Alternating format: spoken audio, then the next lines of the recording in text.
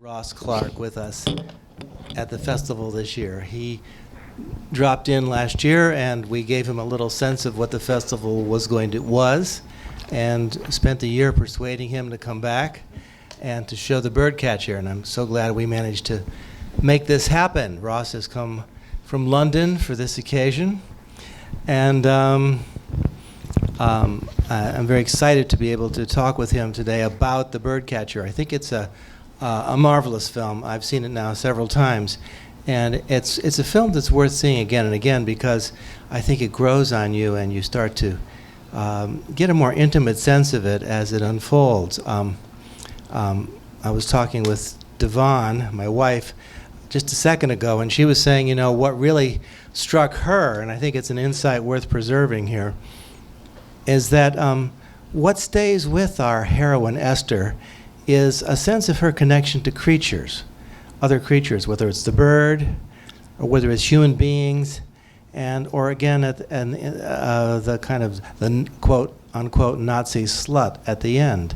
I mean, she has this intense connection to other people, other creatures, and in many ways that's the vital part of the human spirit that is preserved in her as she moves through this terrible tragedy of losing her parents, seeing her world torn apart, having to lose her sexuality, having to go in disguise. I mean, it's so interesting that she's obsessed with Shakespeare, who was, of course, the master of this kind of drama, tragedy, and including the playing with gender.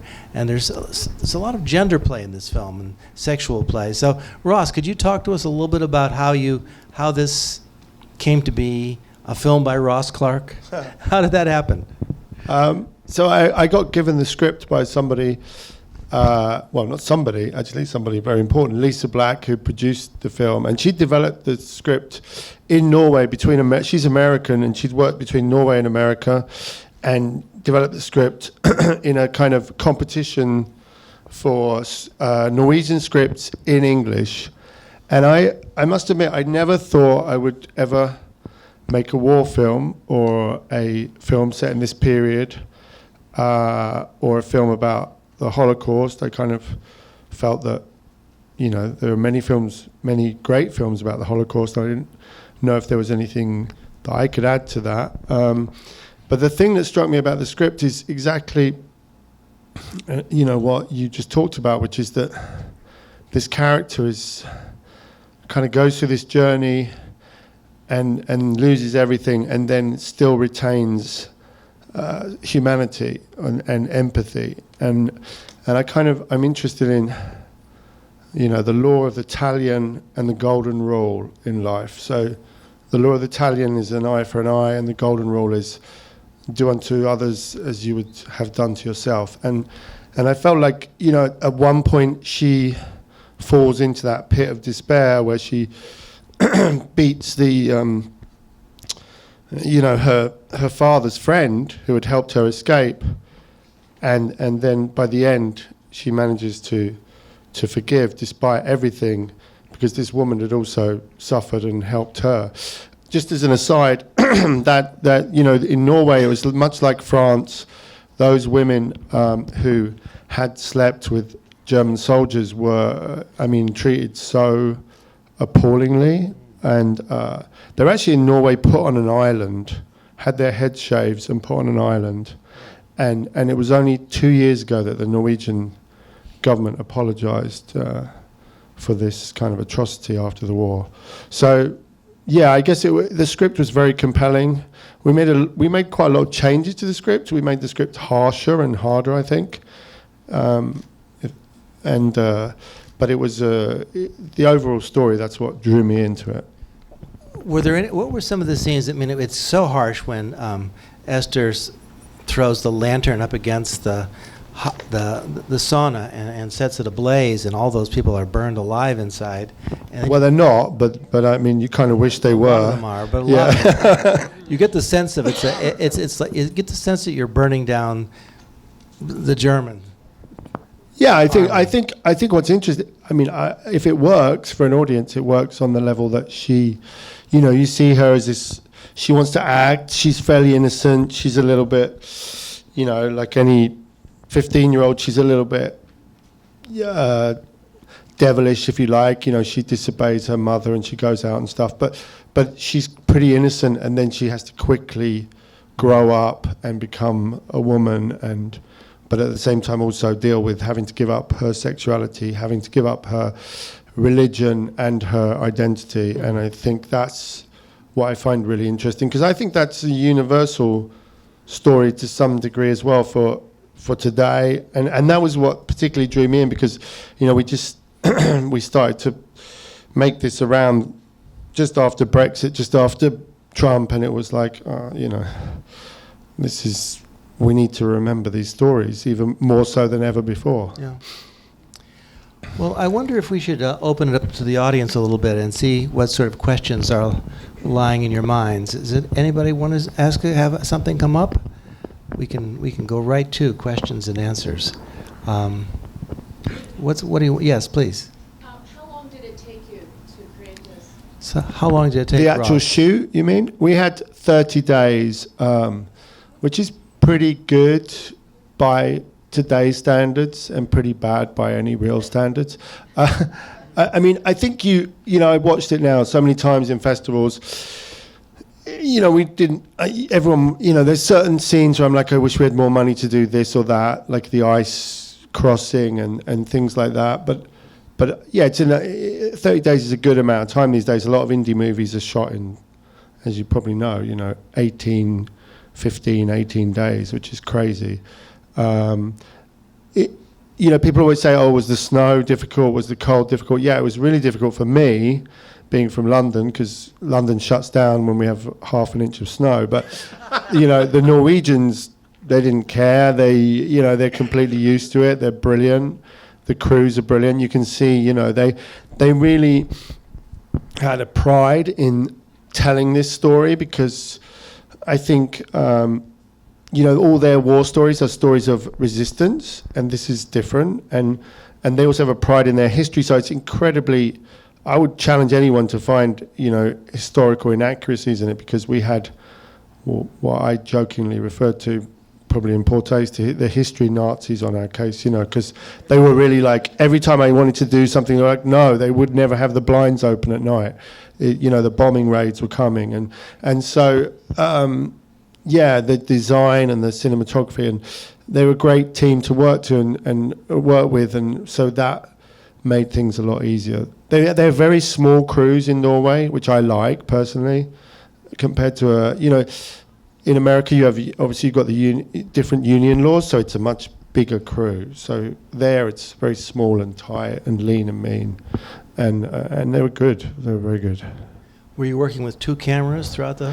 No, no, because, you know, John Christian, who's the DP, he's a very good DP.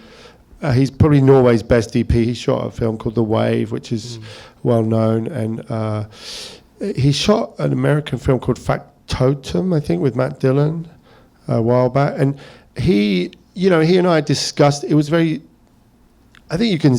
I hope you can see it's very precise what was being done with the camera, and you don't really need two cameras if you're shooting like that, because you know why you're doing what you're doing. I think I personally, you know, when you have got 18 days, I totally understand why two cameras is great, but when you've got more time, then, you know, try and get one camera to do the work and light it for that one camera, because if you can't light for two cameras. So the only time we use two cameras, in fact, is in that sequence at the end with the guns and the fighting, and that was very difficult because it was 4 a.m. It was sub-zero temperatures, Celsius at least, and you know, we went handheld and we had two cameras because coordinating that kind of action is pretty tricky. Were you using any drones a little bit here and there? Yeah. So there was a funny thing. We went out with a drone one day, and the drone just went crazy. Like the guy couldn't control it. We lost a whole day with this drone. And the guy, after half a day, the guy was like, "What's going on?" And then he looked on a geological survey, and this mountain we were at had so much iron in it that the magnet was just gone. So the drone, he couldn't control the drone, so we had to go to a different mountain. And in fact, we had to move from our original farm. So the barn sequence is all shot in one farm, which is very near Trondheim, and then we had to go much further north, near a Swedish ski resort called Ara, which is, we were on the border there, so we were literally where this would have taken place, and we found a historical farm there where there was still snow because it was March, April, so the snow, so we were starting to lose snow.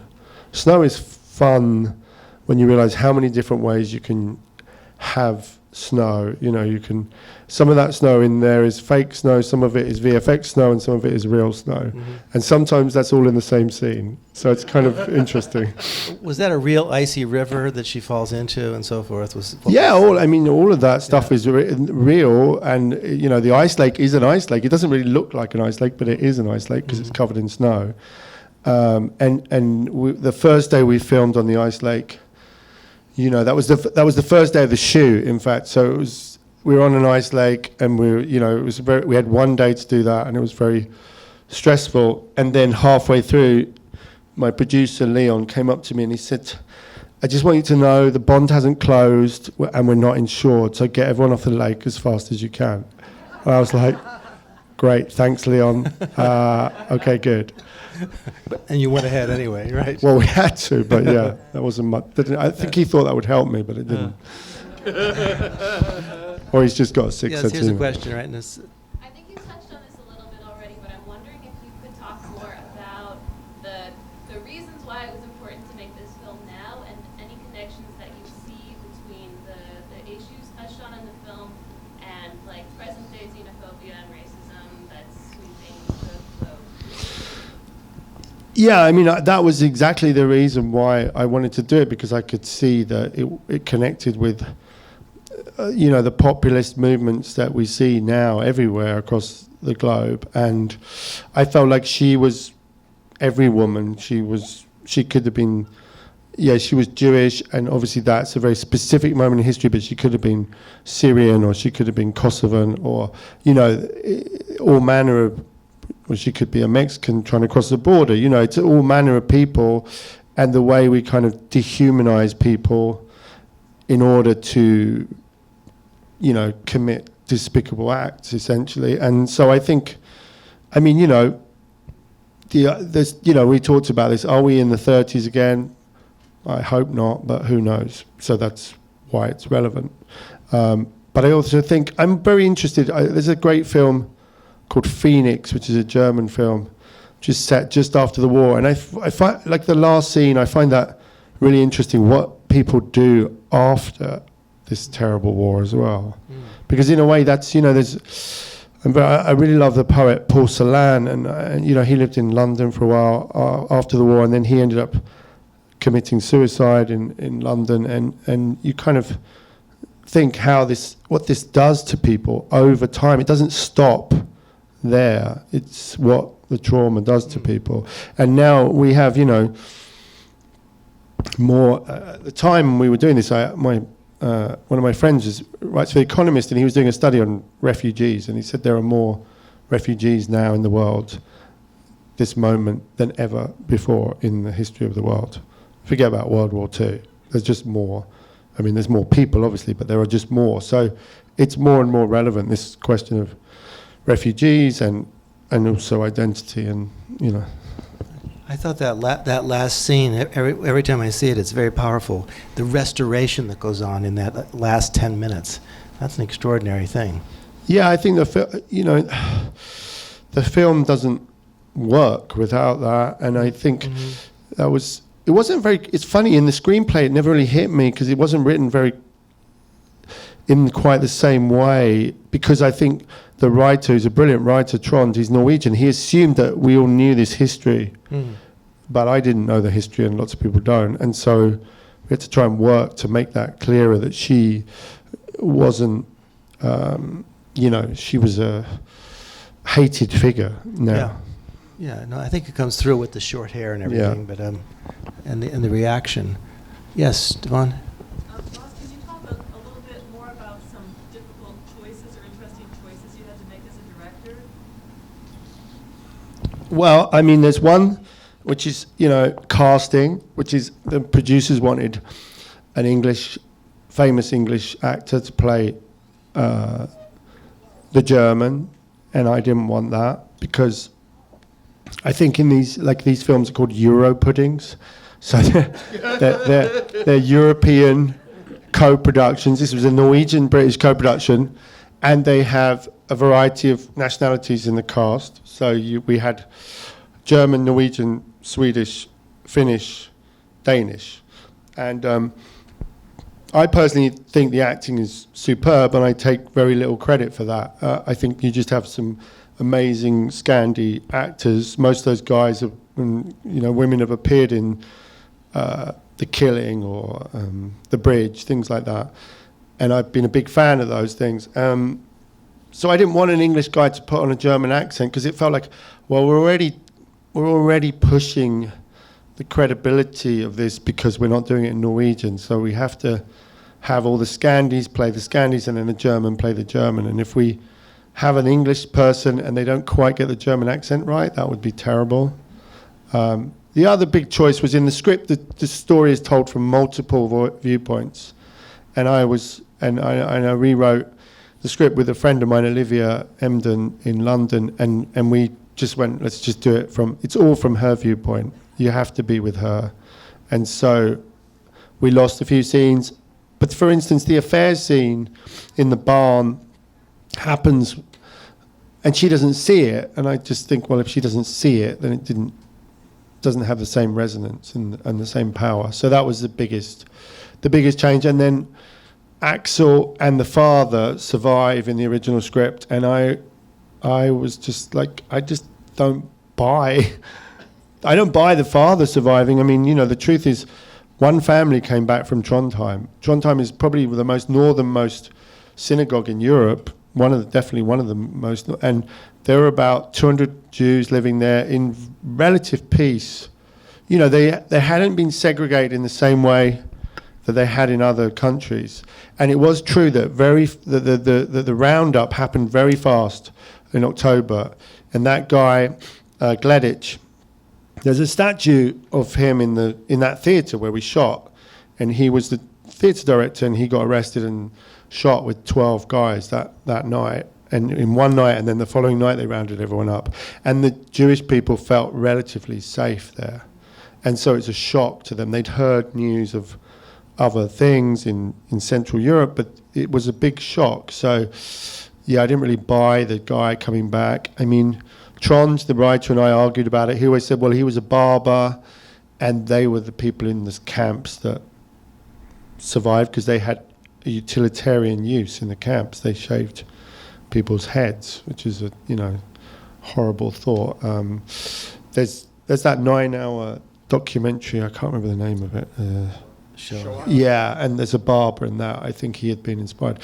So the riot, just brief aside there, Trond had been inspired by his best friend was Jewish, and her family had been one of the few families that survived from Norway. And then the woman that was our consultant who ran the synagogue, she ran the museum, the Jewish museum in Trondheim. Her grandfather had survived, and he had died a few years previously, and he set up the Jewish museum in Trondheim.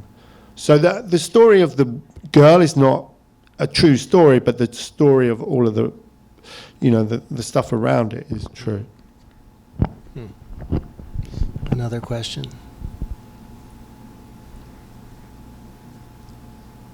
Please. I thought it was a really interesting choice to have the other boy at the farmhouse to have a disability. It was interesting to have these main characters, the heroine and someone with a disability, and the relationship was so strong in the film. I wonder if you could speak a bit more about its importance to the story and maybe what it was like working with those two actors. Yeah, it was written by Trond that way, and I think he saw it as, another person that would have, she connected with him because it was another person the Nazis would have looked down on, and by the same token, his own father wasn't exactly proud of him, and also, she also had a use on the farm because he couldn't do a lot of the work. Fred, for a while, is kind of breaks his hand and can't do a lot. So she has a use. It gives her, he's looking for someone to help him, and then she becomes his kind of golden boy or girl. And I think it's open to interpretation how he views her. But in terms of, I mean, Sarah Sophie is a brilliant actress. I think she's a brilliant actress. I mean, she's in every scene, and it's a tough shoot for someone, you know, and she's Danish, so she's not used to the cold in the same way. It was a tough shoot for her. Arthur went to extreme lengths to kind of get this thing right, and his brother actually is disabled, and so his brother and he kind of talked a lot about it, and then he wore a version of the leg brace that his brother wore to correct his walk. He wore it to make him walk badly. And then he would, I don't know if you can notice, but like there was, like when he hit himself, I was like, you don't actually hit, and he was like literally came out one shot bleeding, and I was like, you have to not hit, you know, he's a very young actor, 17, 18. So he was quite naive, but that also played into the character. She's older, she's 27 actually, and she's much more experienced, and she's married, she's worldly, and so that actually dynamic worked well between them. You know, we did test them together, and that worked. You can't really legislate for bad chemistry or good chemistry between two actors. And you need, you know, these films need, if you have any kind of romance, if there's bad chemistry, you've all seen films where that happens, and there's nothing you can do about it, right? It doesn't work. Michelle. Yeah, I commented a question, really. I just liked all the weird sexual tension between like the drunk brother, and like even between the father and the boy. Like, did he know, or you know, like there were lots of scenes where he was touching her, hugging her, kind of as a son replacement, but then kind of more like when he said "come with me," I wasn't sure what was going to happen. I mean, you were kind of insinuating a lot of things. Can you just like shed some light on where that was all going? Yeah, funny. I mean, the only cut I was forced to make, because it's, you know, I was lucky in the sense I had good, well, sympathetic producer, I should say, and Voltage were pretty good. And the only cut I was forced to make was, and I think it's probably the right decision. You know, when 10 people tell you the same thing, you should probably listen. But I wasn't until the 10th person told me. But yeah, when he leans in, well, actually, when he stands in the barn with her, I had him going in for a kiss, and she pushes him away, and we cut that because that felt like then the ambiguity was gone, and people very much didn't like that, so we took that out. I mean, interestingly, with that actor, I don't know if you know. I know if you've seen the film The Guilty, which he's in, which he's absolutely brilliant in, which is a Danish film, and it's just one. He's the only person in it. Should definitely see it if you can. And we had to cut him back. Actually, we had to cut off of his reverses and his close-ups because he became so sympathetic. Because he's such a brilliantly charismatic actor, and that's what you want to realize about. You know, I think Russell Banks mentioned that when we were listening yesterday. How, you know, if you have a charismatic, like Nick Nolte in Affliction, yeah, if you have a charismatic actor, they can elicit sympathy from unsympathetic characters, and you can never. That's why movie stars are so important in films, because you can't. There's no substitute for that. Again, I think all the great work of directing in terms of that is always in casting. Like you don't, if you cast it right, you don't really do very much. You just kind of tweak it, and that's all you had to do with those people because they were such good actors. In terms of the sexual stuff, I just wanted that undercurrent because it was. I'm sure it was there, and we were playing with that, but I didn't want it to become about that. So, In the back, Chris. I just want to ask about one scene, which for me is one of the high points of the movie, is when they're crossing the lake, and then we go into the cinema. And so much goes on there in a very short period of time for us watching. We understand, no, we don't understand. We think we understand. There's a lot of us shuttling back and forth. And it also calls back and brings so many things from earlier in the film to a very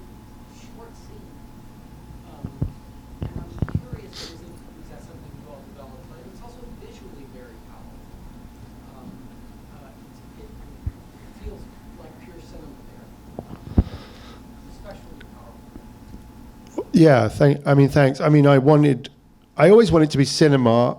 Otherwise, why are you making films? So that's great to hear. I think, you know, that scene was written as a scene in the cinema after the war, right? And I was like, this is bullshit, right? This is like, you can't have this happy ending, right? With these two, and then you have an ending with them, you have an ending with the dad in the hairdressers, and then the woman comes in, you have an ending with her, and I hate those ending. I wanted, like, okay, we end this story here, and then we give the epilogue, and that's it. So I added the dreams, I added the Shakespeare, for better or worse, depending on how you feel about it. And we added the point of view. And then, you know, I was like, well, this is what her dream is. Her dream is to be with Axel in the cinema and them to have this great moment. And we go back to her on the bed, and she's quoting Greta Garbo. And again, I watched loads of Garbo films to find that, moment. And really, that's like the message of the movie, I think, is that love is what matters, actually. That's a very kind of glib, crass, ridiculous message, but it's also a powerful message. And I think so, yeah, I just wanted to kind of see that you were really in her head, and, you know, that you could feel that that's what you want the end to be, right? I think. And you're not going to get that, because this is the reality is that the war was so terrible that isn't the end that people got, and they had to deal with picking up the pieces. So yeah, I think it's interesting when you look at scripts how you can retool them, and how they can spark off other things in you. And I think that love of cinema is also what I love. So I love scenes in cinemas. Is there any more questions? I think we've come to the end. We're running out of time here. Well, listen, thank you, Ross, for coming from London, and we really appreciate it. Thank you. Thanks.